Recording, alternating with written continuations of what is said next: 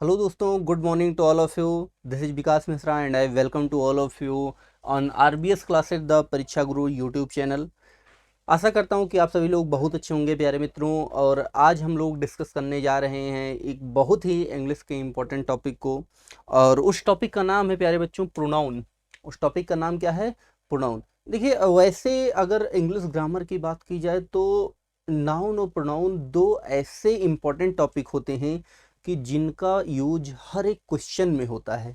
कोई भी क्वेश्चन हो, चाहे वो ग्रामर का हो, चाहे वो कॉम्प्रीहेंशन का हो, मीन्स कोई भी अगर सेंटेंस लिखा हुआ है तो उस सेंटेंस में नाउन प्रोनाउन का प्रयोग होता ही होता है। और उसमें से जो मोस्ट इंपॉर्टेंट टॉपिक्स हैं उसमें से आज एक टॉपिक प्रोनाउन जिसका नाम है, आज हम लोग उसको डिस्कस करने जा रहे हैं।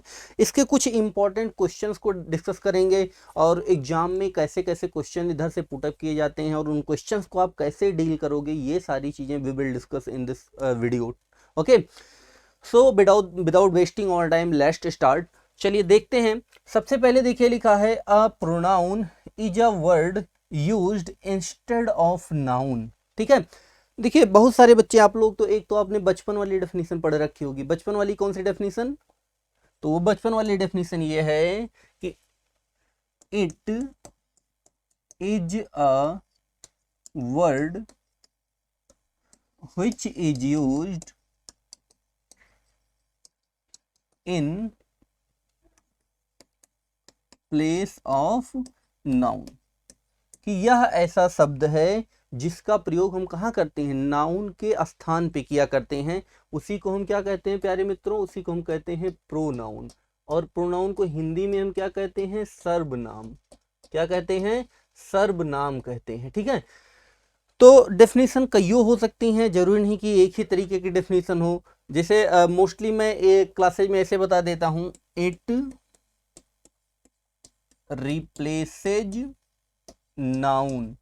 ये किसको रिप्लेस करता है? नाउन को रिप्लेस करता। बस हो गई डेफिनेशन। बच्चे कहते सर इतनी छोटी डेफिनेशन।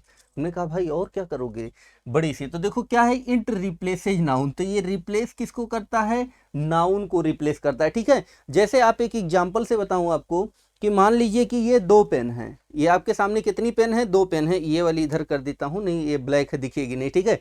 तो देखिए, दो पेन है आपके सामने, एक ये ब्लैक वाली है और ये के येलो है। ठीक है।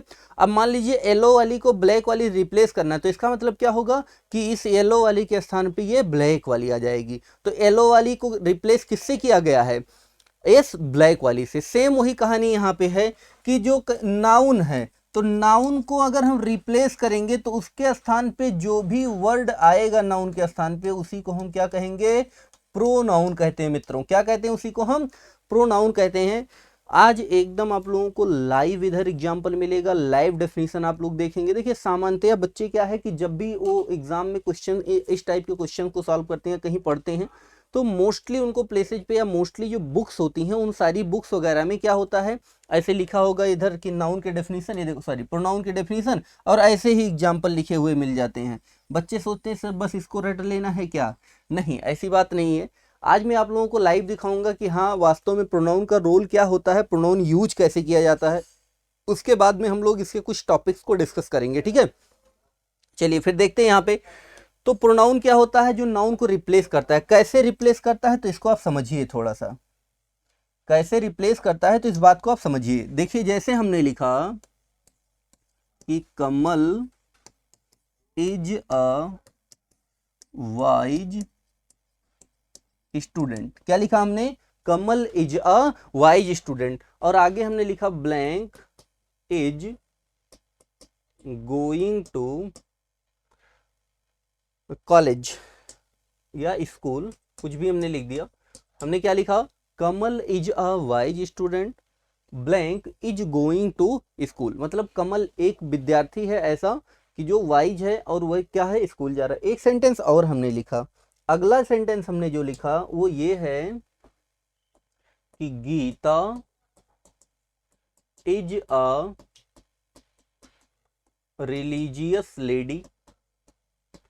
अगला हमने लिखा blank is going to temple. ये हमारा हो गया सेकेंड सेंटेंस। ठीक है। तीसरा सेंटेंस हमने इधर लिखा आपके सामने तीसरा हमने लिखा कि my brother purchased a bike, मेरे भाई ने क्या परचेज किया, एक बाइक परचेज किया। ब्लैंक इज वेरी ब्यूटीफुल, ठीक है, कि हमारे ब्रदर ने, जो मेरे भाई हैं, उन्होंने एक बाइक परचेज किया है और जो कि बहुत ब्यूटीफुल है। ये 3 सेंटेंस हमने लिखे। अब देखिए जो तीनों सेंटेंसेज आपने देखा होगा, तीनों सेंटेंस में 3 ब्लैंक लिखे हुए हैं, मतलब 3 जगह पे हमने खाली स्थान को छोड़ रखा है। और इन खाली स्थानों क्यों छोड़ा है, क्योंकि इन्हें हमें we have to fill up, इनको हमें फिलअप करना है।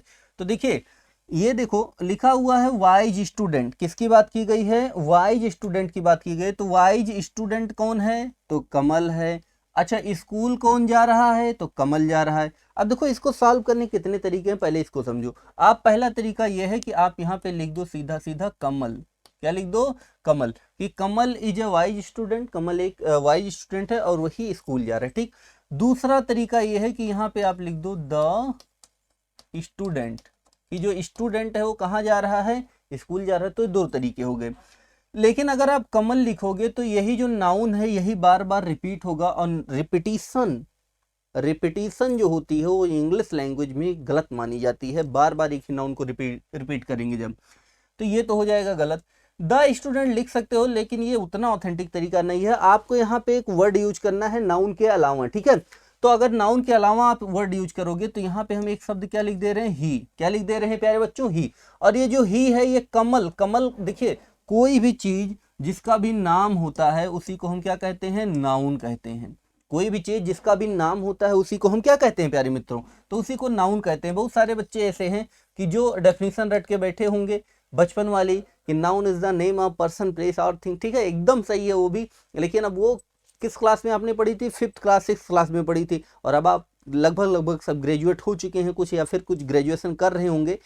तो अब जब क्लास बढ़ी है तो डेफिनेशन का लेवल भी बढ़ना चाहिए। तो डेफिनेशन का लेवल ऐसे है कि आप अब केवल ये बताएंगे कि जिसका भी नाम होता है वही क्या होता है, नाउन। अब अगर पूछ ले भैया किसका नाम, तो आप उसको बता दो घर का, देश का, शहर का, स्थान का, किसी व्यक्ति का, किसी वस्तु का, किसी महिला का, किसी पुरुष का, किसी भी चीज का जिसका भी नाम होता है सीधा उसी को हम क्या कहते हैं, नाउन कहते हैं। क्लियर है। और नाउन के स्थान पे जिसको हम प्रयोग करते हैं उसी को हम क्या कहते हैं, प्रोनाउन कहते हैं। क्या कहते हैं, प्रोनाउन। तो कमल भी एक नाम है और नाम है तो नाउन है, तो इसी कमल के स्थान पे हमने ही का प्रयोग किया और ही क्या हो जाएगा प्यारे मित्रों, प्रोनाउन हो जाएगा, ठीक है। ऐसे लिखा हुआ है Geeta is a religious lady blank is going to temple. अब देखो रिलीजियस लेडी, धार्मिक महिला कौन है, तो धार्मिक महिला है भैया गीता। अगला देखिए यहाँ पे जाने टेम्पल कौन जा रहा है, तो टेम्पल भी जा रही है गीता। अब फिर वही चीजें हैं कि फिर आप चाहो तो यहाँ पे एक वर्ड लिख दो गीता, तो क्यों, क्योंकि गीता ही रिलीजियस लेडी है, धार्मिक महिला और गीता ही टेम्पल भी जा रही है। लेकिन अब फिर ये नाउन लिखोगे, नाम है ना, तो नाउन लिखोगे तो गलत हो जाएगा। तो हमको एक वर्ड लिखना पड़ेगा जो इसी नाउन को बताए। तो हमने यहाँ पे क्या लिख दिया, सी। और ये जो सी है, चूंकि ये गीता नाम है तो नाउन है, और नाउन के स्थान पे ही ये प्रयोग किया गया है, तो ये क्या हो जाएगा, प्रोनाउन हो जाएगा। ये क्या हो जाएगा, प्रोनाउन हो जाएगा। अगला देखिए नेक्स्ट लिखा है my brother purchased a bike, मेरे भाई ने एक बाइक खरीदी है, ब्लैंक इज वेरी ब्यूटीफुल। अब भाई तो ब्यूटीफुल होगा नहीं, ठीक है, तो ब्यूटीफुल क्या होगी, तो ब्यूटीफुल वही बाइक होगी, ठीक है। तो अब देखो हम या तो यहाँ पे एक तरीका ये है कि हम लिख दें कि द बाइक, ये भी सही है, इसमें कोई प्रॉब्लम नहीं। लेकिन अगर हम यहाँ प्रोनाउन का यूज करना चाहते हैं तो बाइक नाउन है और नाउन के स्थान पे हमने यहाँ पे एक वर्ड लिखना, तो हमने क्या लिखा, इट। तो ये जो इट है प्यारे बच्चों ये क्या हो जाएगा, प्रोनाउन हो जाएगा। क्यों, क्योंकि इसी नाउन के स्थान पे ये प्रयोग किया गया है। तो आई होप कि आपको समझ में आया होगा। क्यों, क्योंकि इधर आप देखिए लाइव आप उसको देख रहे हैं कि हाँ वास्तव में प्रोनाउन की यूजेज क्या है और प्रोनाउन को वास्तव में हम यूज कैसे किया करते हैं, ठीक है। तो ये सारी चीजें हैं कि जिनको आप लोग देखते हैं यूज किया करते हैं सेंटेंसेज में। अब प्रोनाउन के कुछ अलग अलग टाइप्स होते हैं, प्रोनाउन के कुछ अलग अलग टाइप्स होते हैं जिसमें मैं थोड़ा सा आपसे डिस्कस कर ले रहा हूं। देखिए प्रोनाउन के वास्तव में अगर देखा जाए तो कुल 11 प्रकार होते हैं। कितने प्रकार होते हैं, 11। कितने प्रकार होते हैं प्यारे मित्रों, 11 प्रकार। सभी जितने भी प्रकार बनते हैं प्रोनाउन के सभी को मिला लीजिए तो 11 प्रकार। अब बात यह आएगी सर 11 प्रकार तो ठीक है, लेकिन याद कैसे होगा? तो वही ट्रिक बताने के लिए मैं आज यहाँ पे आया हूँ। ये जो ट्रिक है प्यारे बच्चों, इस ट्रिक का नाम है प्राइड। इस ट्रिक का नाम क्या है? प्राइड। प्राइड देखिए, जो प्राइड लिखा है, पी पे स्क्वायर, क्यू पे क्यूब, आई पे स्क्वायर, डी पे स्क्वायर, ई पे स्क्वायर। बस ये आपको प्राइड याद रखना, सब पे स्क्वायर है, केवल आर पे क्या लिखा हुआ है? क्यूब लिखा हुआ है। तो चलिए एक एक टाइप्स को हम लोग यहाँ पे वी विल डिस्कस, ठीक है। तो देखिए इसमें सबसे पहला देखो, पी से दो नाम है ना, तो पहला है पर्सनल प्रोनाउन। क्या है? पहला है पर्सनल प्रोनाउन, ठीक है। देखिए दूसरा है पोजेसिव प्रोनाउन।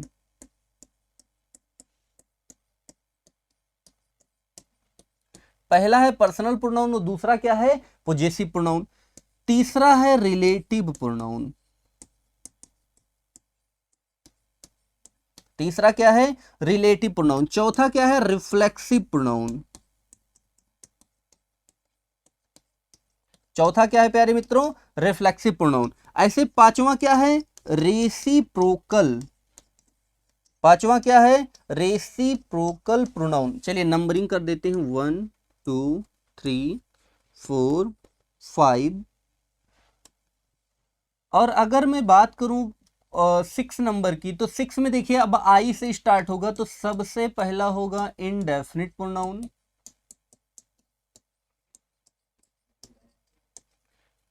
सातवां होगा इंट्रोगेटिव प्रोनाउन।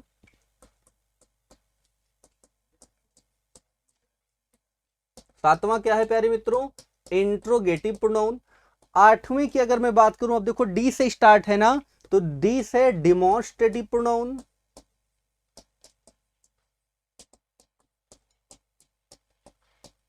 क्या है? Demonstrative pronoun. नाइन्थ में क्या है? तो नाइन्थ में है डिस्ट्रीब्यूटिव प्रोनाउन। नाइन्थ में क्या है प्यारे मित्रों? Distributive pronoun. और देखिए टेंथ में, अब देखो डी से दो नाम कंप्लीट हो चुके हैं, अब हमको किस पे मूव करना है? ई वाले नंबर पे मूव करना है। तो अब देखते हैं ई से सबसे पहला है इम्फेटिक प्रोनाउन।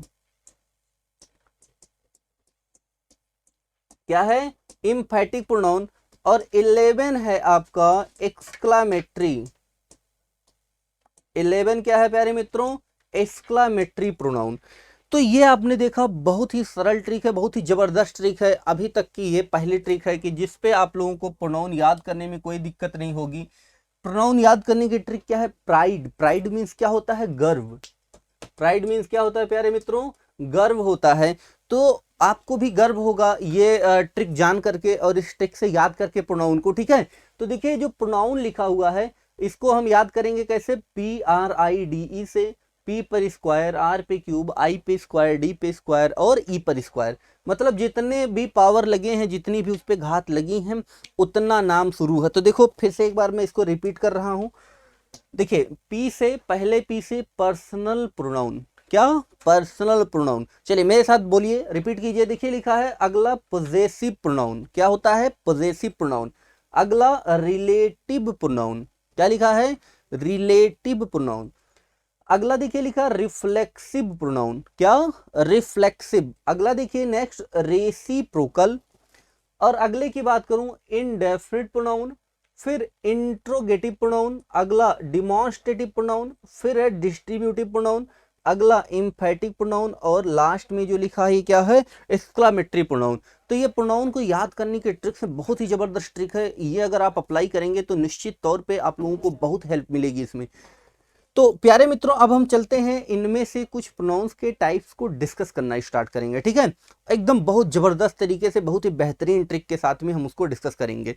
तो देखिए इसमें सबसे पहले मैं डिस्कस करना चाहूंगा डिमॉन्स्ट्रेटिव प्रोनाउन को। किसको मैं डिस्कस करूंगा? डिमॉन्स्ट्रेटिव प्रोनाउन को सबसे पहले मैं डिस्कस करूंगा, इसमें डिमॉन्स्ट्रेटिव प्रोनाउन को।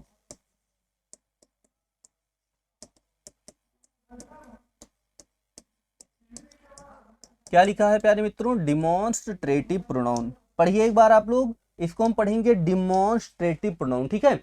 अब देखिए क्या होता है डिमॉन्स्ट्रेटिव प्रोनाउन, सबसे पहले इस चीज पे फोकस कीजिए। देखो प्यारे मित्रों, ऐसे डिमॉन्स्ट्रेट मतलब होता है इंडिकेट।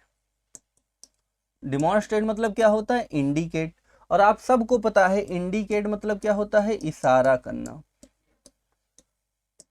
या फिर संकेत करना। क्या होता है? इशारा करना या फिर संकेत करना। तो देखिए ये जो डिमॉन्स्ट्रेटिव प्रोनाउन बना है वास्तव में ये बना है डिमॉन्स्ट्रेट से। किससे बना हुआ है? डिमॉन्स्ट्रेट से। और डिमॉन्स्ट्रेट मतलब क्या होता है? तो डिमॉन्स्ट्रेट मतलब होता है इंडिकेट, और इंडिकेट मतलब क्या होता है? तो इंडिकेट मतलब होता है इशारा करना या फिर संकेत करना। तो इसी से बना हुआ है। देखिए इसको, इस टॉपिक को आप सबको पहले से कुछ थोड़ा सा नॉलेज, बहुत इंटरेस्टिंग होगा ये, थोड़ी थोड़ी अलग चीजें इसमें आपको पता चलेंगी। तो सबसे पहले भैया कि डिमॉन्स्ट्रेटिव प्रोनाउन है। डिमॉन्स्ट्रेटिव प्रोनाउन किससे बना है? डिमॉन्स्ट्रेट से। डिमॉन्स्ट्रेट मतलब इंडिकेट मतलब इशारा करना या संकेत करना। तो इसका मतलब ये है कि ये जो प्रोनाउन है बड़ा खतरनाक है। इससे लोग इशारे करते हैं, लोग इससे संकेत करते हैं। आप सभी लोगों ने सुना होगा ना, बाइक देखा होगा, बाइक में दोनों किनारे पर जब आपको मोड़ना होता है तो क्या जलाते हो आप सब? इंडिकेटर जलाते हो ना। तो इंडिकेटर जब आप ऑन करते हो तो आप संकेत करना चाहते हो कि आपको किस दिशा में टर्न होना है, ठीक। तो वैसे यहां भी लिखा हुआ है, तो ये डिमॉन्स्ट्रेटिव प्रोनाउन है। तो ये भी क्या करेगा? संकेत करने का काम या इशारा करने का काम ये करेगा। कैसे? चलो देखते हैं यहाँ पे। तो देखिए ये संख्या में 4 होते हैं, 4 शब्द होते हैं, बहुत ही फेमस वर्ड होते हैं। और ये चारों शब्द कौन कौन से होते हैं? दिस, दैट, दीज और दोज। क्या होते हैं? दिस, दैट, दीज और दोज। अब देखिए जो चारों शब्द लिखे हैं, दिस, दैट, दीज, दोज, इन चारों में से ये जो दिस और दैट है प्यारे मित्रों, इसका हम प्रयोग करते हैं सिंगुलर के लिए। किसके लिए इसका हम प्रयोग करते हैं? सिंगुलर के लिए। और ये जो दीज और दोज लिखा है प्यारे मित्रों, इसका हम प्रयोग करते हैं हमेशा प्लूरल के लिए। किसके लिए इसका प्रयोग होता है? प्लूरल के लिए। अच्छा, इसके साथ साथ ही जो दिस और दीज लिखा है इसका प्रयोग हम करते हैं प्यारे मित्रों नियर के लिए। नियर मतलब क्या होता है? तो नियर मीन्स होता है नजदीक। और ये जो दैट और दोज लिखा हुआ है, इन दोनों का हम प्रयोग करते हैं फर के लिए। और फर, फर मीन्स क्या होता है? दूर। फर मीन्स क्या होता है प्यारे मित्रों? दूर। अब देखो इसमें से ये जो दिस लिखा है, दिस तो सिंगुलर होता है, तो दिस का जो प्लूरल हो जाएगा वो क्या बनेगा? दीज। और ये जो दैट लिखा होता है, दैट का प्लूरल क्या बनेगा? दोज। कहने का मतलब अगर किसी सेंटेंस में दिस को उसके प्लूरल से रिप्लेस करना हो तो आप वहां क्या लिखोगे? दीज। ऐसे किसी सेंटेंस में दैट को उसके प्लूरल से रिप्लेस करना हो तो आप उसको किससे रिप्लेस करोगे? दोज से, ठीक है। बहुत इंपॉर्टेंट चीज है, बहुत ध्यान से सुनना। अभी इसका लाइव एग्जांपल भी आप लोगों को बताऊंगा। एकदम बहुत तगड़ी ट्रिक है ये चीजें। इस ट्रिक को बहुत सारे बच्चे ऐसे हैं, जैसे मान लीजिए कोई सेंटेंस लिखा होता है और उसमें 4 भाग ऐसे ऐसे किए गए हैं अलग अलग। 4 पार्ट हैं, ये हो गया ए पार्ट, ये हो गया बी पार्ट, ये हो गया सी पार्ट और लास्ट में डी पार्ट। अब कहीं मान लीजिए कि दिस का प्रयोग या दैट का प्रयोग नहीं होना है, तो बच्चे ये तो जान जाते हैं कि जैसे मान लो बी वाला ऑप्शन, तो वो जान जाते हैं कि एरर तो बी में है। लेकिन अगर उनसे ये पूछ लिया जाए कि इसके स्थान पर फिर आएगा क्या, तो फिर बच्चे यहाँ कंफ्यूज होने लगते हैं, परेशान होने लगते हैं। उनको इस चीज का नॉलेज नहीं होता कि वास्तव में फिर यहाँ पे क्या आएगा, ठीक है। तो चलिए देखते हैं इसको। तो आशा करता हूँ ये चीजें आपको पता होंगी। दिस दैट का प्रयोग सिंगुलर के लिए, दीज दोज का प्रयोग प्लूरल के लिए, दिस का और दीज का प्रयोग नियर के लिए, दैट और दोज का प्रयोग फार के लिए। अब देखो इसका मतलब क्या है। तो प्यारे बच्चों दिस का प्रयोग नजदीक की, देखो नियर लिखा है ना, एक वस्तु की तरफ।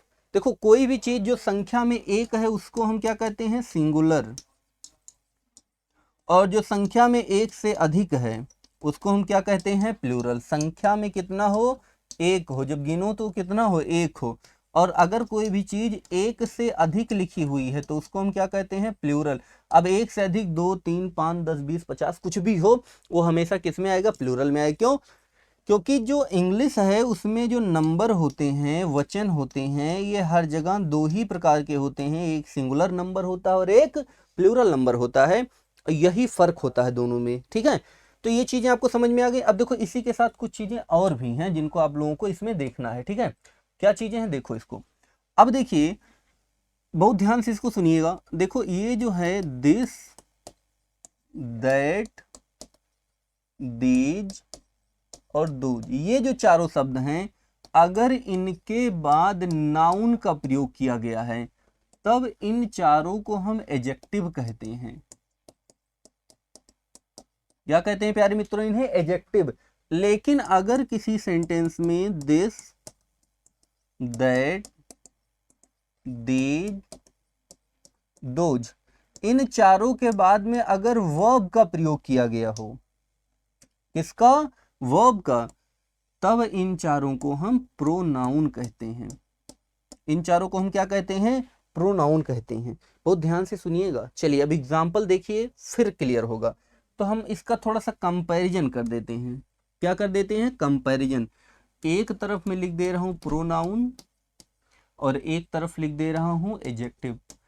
बहुत सारे एग्जाम्स हैं जिसमें डायरेक्ट यहां से क्वेश्चन आते हैं कि वर्ड ऐसे सेंटेंस लिखा रहेगा, सेंटेंस में वर्ड को अंडरलाइन कर देगा और पूछ लेगा कि ये क्या है, प्रोनाउन है या फिर एडजेक्टिव, मतलब नीचे 4 ऑप्शन बना देगा और पूछेगा। तो उसके लिए ट्रिक, सबसे तगड़ी ट्रिक यही है कि देखिए अगर नाउन लिखा हुआ देख लो लास्ट में, तो तुरंत समझ जाओ कि वहां जो दिस दैट दीज दोज उसके पहले आया है वो क्या है? वो एडजेक्टिव है। और दूसरी ट्रिक ये है कि अगर इन शब्दों के बाद में वर्ब लिखा हुआ देख लो तो समझ जाओ ये सब के सब क्या है? प्रोनाउन है। कैसे? देखते हैं।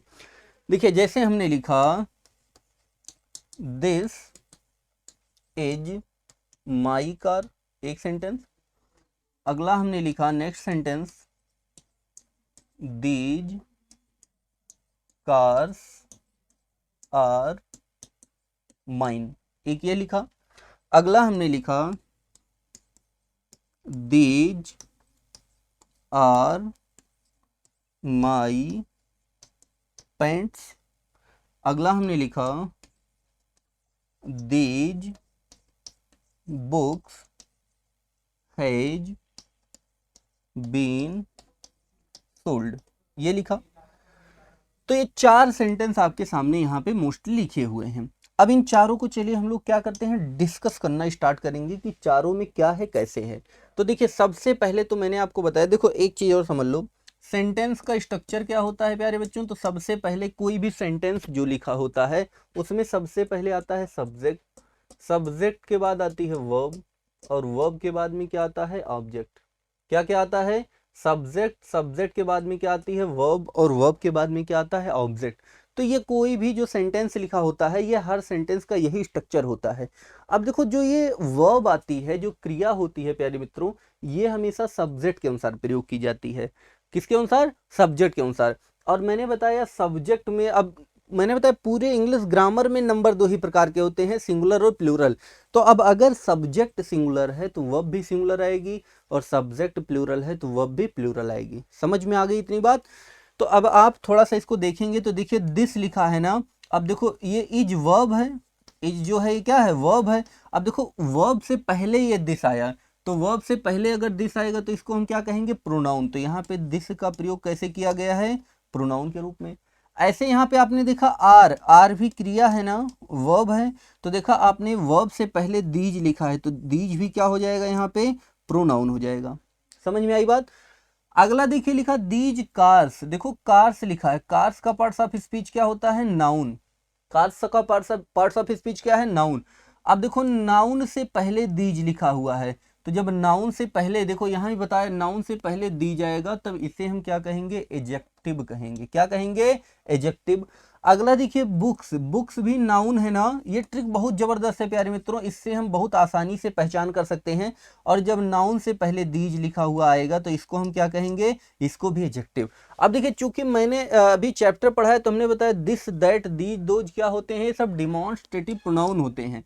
तो देखिए same words this that these those he, जब इनका प्रयोग प्रोनाउन के रूप में होगा तब इन्हें हम प्रोनाउन कहेंगे। और कौन से प्रोनाउन? Demonstrative pronoun. और जब इनका प्रयोग एडजेक्टिव के रूप में होगा तब इन्हीं को हम क्या कहेंगे? Demonstrative adjective. क्या कहेंगे इन्हीं को प्यारे मित्रों? Demonstrative adjective. तो आज से एक बात आप लोगों को नई ये पता चली कि डिमॉन्स्ट्रेटिव प्रोनाउन और डिमॉन्स्ट्रेटिव एडजेक्टिव दोनों एक ही चीज होते हैं, बस उनके मतलब यूजेज का फर्क होता है, डिपेंड करता है कि सेंटेंस में उनको यूज कैसे किया गया है, सेंटेंस में इनको प्रयोग कैसे किया गया है। तो जिस तरीके से, जिस टाइप से इनका सेंटेंस में यूज होगा उस हिसाब से इनका हम नाम देंगे। अच्छा अब आगे देखिए थोड़ी सी और चीजें हैं, चलिए देखते हैं इधर। अब देखिए नेक्स्ट चीज क्या है, तो दूसरी चीज यहाँ पे ये है कि मैंने आपको बताया कि इसमें से जो दीज और दोज होता है ये प्लूरल होता है और दिस और दैट सिंगुलर। इसका मतलब अगर किसी भी सेंटेंस में इसका मतलब यह है कि किसी भी सेंटेंस में अगर दिस या दैट का प्रयोग किया गया होगा तो इसके बाद में जो भी नाउन आएगी या जो भी वर्ब क्रिया आएगी, ये दोनों हमेशा कैसी होनी चाहिए? तो ये दोनों प्यारे मित्रों हमेशा सिंगुलर होनी चाहिए। और अगर किसी सेंटेंस में किसी सेंटेंस में दीज लिखा हुआ हो या फिर दोज लिखा हुआ हो और इन दोनों के बाद में कोई भी नाउन लिखा हो या फिर वर्ब लिखी हो, यही दोनों लिखा हुआ आएगा ही, इसके अलावा कुछ आ भी नहीं सकता है। तो ये दोनों हमेशा कैसे आएंगे? प्लूरल होने चाहिए। कैसे होने चाहिए? प्लूरल। जैसे हमने लिख दिया दिस मार्कर्स, क्या हमने लिख दिया? This markers. अब ये क्या हो जाएगा? ये गलत हो जाएगा। क्यों? क्योंकि देखो दिस सिंगुलर है, मार्कर्स प्लूरल है। तो मार्कर्स जब प्लूरल है, देखो ये जो मार्कर लिखा है इसी मार्कर्स के अनुसार ही इधर आएगा। तो मार्कर्स प्लूरल है तो इधर भी प्लूरल। अब देखो मैंने आपको अभी यहीं पे बताया, देखो उसी का यूज पड़ेगा। किसका यूज पड़ने वाला है? तो देखो इसको मैंने बताया दिस का प्लूरल दीज होता है और दैट का प्लूरल क्या होता है? दोज। अब देखो इसी चीज की अब यहाँ जरूरत पड़ेगी, और वो चीज क्या है? तो ये देखो यहाँ दिस लिखा है, अब दिस सिंगुलर है, मार्कर्स क्या है? मार्कर्स प्लूरल है। अब वैसे सामान्यतः अभी के लिए इतना जानो कि अगर किसी भी नाउन के अंत में यस या ईएस लगा हो तो वो मैक्सिमम क्या होते हैं? सब प्लूरल होते हैं। मैक्सिमम नाउन क्या होते हैं? प्लूरल होते हैं। जैसे हमने लिखा बॉय, बॉय नाउन है ना। अब अगर हम इसी को बॉयज लिख दें तो बॉय अकेले है, एक ई बॉय को एक ही लड़के को बता रहा है तो ये सिंगुलर। और बॉय देखो यस लग गया तो अब ये भी क्या हो जाए? ये क्या हो जाएगा? प्लूरल। हालांकि अब ये भी नाउन ही है, दोनों ही नाउन है, लेकिन यस नहीं लगा तो ये सिंगुलर, यस लग गया तो प्लूरल। ऐसे हमने लिखा मैंगो, मैंगो क्या है प्यारे मित्रों? तो मैंगो यहाँ पे क्या है? सिंगुलर है। लेकिन अगर मैं यहीं पे लिख दूं मैंगोज, क्या लिख दूं? मैंगोज, तो देखो लास्ट में ईएस लग गया ना, और अब ये ईएस लग गया तो अभी क्या हो जाएगा? प्लूरल। बहुत ही आराम से समझिए, एकदम डिटेल में हम लोग देखेंगे चीजों को, एकदम से कुछ भी छूटेगा नहीं, सारे टॉपिक्स को इसमें कवर किया जाएगा। ठीक है, तो देखिए यहाँ मार्कर्स, अब दिस का प्लूरल क्या होता है? दीज, तो हम यहाँ पे क्या लिख दें? These markers. अब ये सही हो गया। अच्छा, एक तरीका और इसको सही करने का, आप इधर चाहो तो इसको सिंगुलर बना दो, तो आप इसको ऐसे भी लिख सकते हो दिस मार्कर। लेकिन ये रूल यहीं पे अप्लाई होगा क्वेश्चन में। देखिए ना, अब यहाँ पे एजेक्टिव है ना, नाउन से पहले आया है तो एजेक्टिव है, तो एजेक्टिव नाउन के अनुसार आती है, कभी भी नाउन एजेक्टिव के अनुसार नहीं आता है। अगर यहाँ मार्कर हटा दूं तो दिस का कोई मतलब नहीं रह जाएगा। जैसे हम केवल लिख दें दीज, केवल लिख दें दिस, तो दिस क्या? तो यहाँ पे हमको बताना पड़ता है कि दिस के बाद में जो भी नाउन आएगा वो हमको देखना पड़ेगा कि नाउन वहां पे कैसा है, उसी हिसाब से उसके पहले हम एडजेक्टिव का प्रयोग करेंगे। क्यों? क्योंकि दिस का अस्तित्व नाउन से है, नाउन का अस्तित्व दिस से नहीं है। अब देखिए कुछ क्वेश्चंस और देखते हैं इस पे। तो यहाँ पे अब चीजें आपको पता चल गई कि अगर किसी भी सेंटेंस में दिस दैट के बाद जो भी नाउन आएगा वो हमेशा, या वर्ब आएगी वो सिंगुलर, और दीज दोज के बाद जो भी नाउन या वर्ब आएगी वो कैसी होनी चाहिए प्यारे मित्रों? तो वो प्लूरल होनी चाहिए।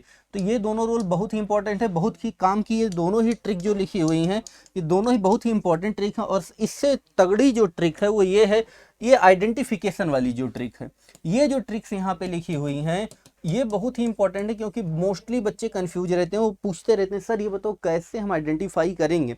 अभी जो फर्दर हम क्लासेज और लेंगे तो उसमें आपको मैं डिस्कस करूंगा कि कोई भी जो सेंटेंस लिखा होता है, जैसे यही सेंटेंस लिखा है तो इसको अलग अलग कैसे बांटोगे। जैसे यहाँ दीज आर लिखा है तो ये वर्ब है, ये प्रोनाउन है। अब माई देखो, पैंट्स लिखा हुआ है तो पैंट्स क्या है? ये भी नाउन है, किसी वस्त्र का नाम है ना। और माई नाउन से पहले आया तो इसको हम क्या कहते हैं? Possessive adjective. हम इसको क्या कहते हैं? Possessive adjective. क्या कहते हैं इसको प्यारे मित्रों? Possessive adjective. ये संख्या में 7 होते हैं। कौन कौन से? His, her, your, our, their, its और माई। ये जो 7 शब्द आपके सामने लिखे हैं इन्हीं को हम क्या कहते हैं मित्रों? पॉजेसिव एडजेक्टिव कहते हैं। 7 ही होते हैं संख्या में, ध्यान रखना। और ये जो है देखो, सामान्यतः आपको तो लग रहा होगा ना सर ही से बना है तो ही का हो गया हिज, ऐसे सी का बना है तो क्या हो गया? हर, आई से बना है तो क्या हो गया? माई। तो ये सब प्रोनाउन है तो ये भी प्रोनाउन नहीं, ये भूल मत करना, ये प्रोनाउन नहीं है। ये जितने भी शब्द आपके सामने लिखे हैं इधर, ये सब के सब क्या है? नाउन है मित्रों, बहुत ही ध्यान से सुनना। तो अब देखो ये चीजें हो गई। अब इसके बाद में थोड़े से और भी मैं कुछ इसमें एग्जाम्पल दिखाता हूँ आप लोगों को, ठीक है। जैसे देखिए कौन से एग्जाम्पल से, जैसे मैंने इधर पहला एग्जाम्पल लिखा, हमने लिखा who drove away that cows from the field, ये सेंटेंस हमने लिखा। और देखो एग्जाम में आएगा तो ऐसे अलग अलग 4 भागों में इसको बांट देगा। इधर हमने क्या लिख दिया, नो एरर लिख दिया, ठीक है। अगला सेंटेंस हमने यहां लिखा, these news are totally baseless. क्या लिखा हमने, these news are totally baseless. अब देखिए ये 2 सेंटेंस लिखे हुए हैं और इसमें भी मैं इसको अलग अलग भाग में बांट दे रहा हूं। लास्ट में हो गया नो एरर।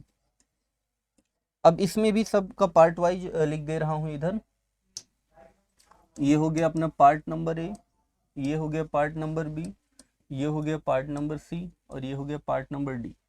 ऐसे ही इसमें ये है पार्ट नंबर ए, ये है पार्ट नंबर बी, ये है पार्ट नंबर सी और ये लास्ट में जो है ये क्या है, पार्ट नंबर डी। अब ये 4 पार्ट्स हो गए। अब आप जब एग्जाम में जाएंगे तो आपको इन्हीं क्वेश्चंस को देखना होगा और इन्हीं क्वेश्चंस को देख के आपको बताना होगा कि ये किस पार्ट में एरर। अब आप लोग बताएंगे इसमें देखना। अब देखिए ये जो सेंटेंस लिखे हैं, लिखा who drove away that cows from the field. अब आपने देखा यहाँ काउज लिखा है ना प्यारे मित्रों, तो ये जो काउज लिखा है, काउज क्या है, यहाँ पे नाउन है, ठीक है। अब मैंने बताया दैट लिखा, नाउन से पहले दैट आया तो क्या हो जाएगा, एडजेक्टिव। अब मैंने अभी लिखाया था आपको कि दिस दैट सिंगुलर होता है और इसके बाद आने वाला जो भी नाउन होगा वो भी कैसा होना चाहिए, सिंगुलर होना चाहिए। तो अब यहाँ पे नाउन सिंगुलर। अच्छा, दूसरी चीज मैंने ये बताया था कि जब भी किसी सेंटेंस में हम एडजेक्टिव यूज करते हैं तो एडजेक्टिव नाउन के अनुसार आता है। तो यहाँ पे देखिए नाउन के अनुसार दैट आया, नाउन जो है प्लूरल है तो यहाँ पे हमको एडजेक्टिव भी प्लूरल चाहिए। तो दैट का प्लूरल मैंने आपको बताया था क्या होता है, दोज होता है। तो अब यहाँ पे गलती है और किस पार्ट में एरर है, बी। तो यहाँ पे हमेशा नाउन के अनुसार हम एडजेक्टिव लगाएंगे। नाउन प्लूरल है तो एडजेक्टिव भी प्लूरल वाली होनी चाहिए और नाउन सिंगुलर है तो एडजेक्टिव भी सिंगुलर वाली होनी चाहिए। तो यहाँ पे आशा करता हूँ कि ये चीज़ें आपको क्लियर हुई होंगी। तो who drove away, drove away मतलब होता है भगा देना। तो किसने भगाया, दोज काउज, उन गायों को, फ्रॉम द फील्ड, फील्ड से, ठीक है। अगला देखिए लिखा है these news are totally baseless. क्या लिखा हुआ है, these news are totally baseless. Baseless मतलब होता है प्यारे मित्रों आधारहीन। बेसलेस मीन्स क्या होता है, आधारहीन। अब देखिए आपने देखा न्यूज, न्यूज क्या है, एक नाउन लिखा है। अब ये जो न्यूज नाउन होता है प्यारे मित्रों, ये जो नाउन है न्यूज, ये एक्चुअली भले से लास्ट में एस लगा है लेकिन ये सिंगुलर होता है। क्यों, क्योंकि अब यस हटाओगे तो आप सोचोगे यहाँ से ये अगर आप ये सोच रहे हो कि यस लगा है ये प्लूरल है तो यस हटा देने सिंगुलर होना चाहिए। जैसे बॉयज में यस हटा दें तो बॉय बचेगा सिंगुलर, तो ये हटाओगे तो ये क्या बन जाएगा, ये तो न्यू बन जाएगा। तो इसका दोनों का कोई मतलब ही नहीं। तो न्यूज जो नाउन होता है वो भले से अंत में यस लगा है लेकिन ये फिर भी सिंगुलर हो। जैसे मेरा नाम विकास मिश्रा है ना, तो देखो मेरा नाम VIKAS। अब देखो मेरे भी नाम के अंत में यस लगा है लेकिन अब इसका मतलब ये थोड़ा ही कि ये प्लूरल है, ये भी सिंगुलर है। तो ऐसे ही यहाँ भी न्यूज के अंत में यस लगा लेकिन ये भी सिंगुलर है। अब देखो यहाँ पे नाउन सिंगुलर है तो नाउन से पहले ये जो एडजेक्टिव है ये भी सिंगुलर होना चाहिए। तो दीज का जो सिंगुलर वाला फॉर्म होता है वो क्या होता है, दिस होता है। क्या होता है, दिस होता है। अब देखो मैंने बताया कि दिस के बाद नाउन सिंगुलर है लेकिन वर्ब भी सिंगुलर वाली ही होनी चाहिए। तो यहाँ आर नहीं, यहाँ पे क्या होना चाहिए, इज होना चाहिए। क्या होना चाहिए, इज। तो this news is totally baseless. यह जो न्यूज है ये पूरी तरह से क्या है, आधारहीन है, मतलब इसका कोई आधार नहीं है। समझ में आ गई ये बात, क्लियर है। तो इस प्रकार की गलती किसमें है, पार्ट नंबर ए में है। क्लियर है प्यारे मित्रों। तो चलिए आज के लिए इतना ही ये सेशन, और फिर हम लोग मिलते हैं एक नई वीडियो के साथ में, नए जोश के साथ में नेक्स्ट डे। तब तक आप लोग वीडियो को लाइक कीजिए, शेयर कीजिए, चैनल को सब्सक्राइब कीजिए। Okay, thanks to all of you.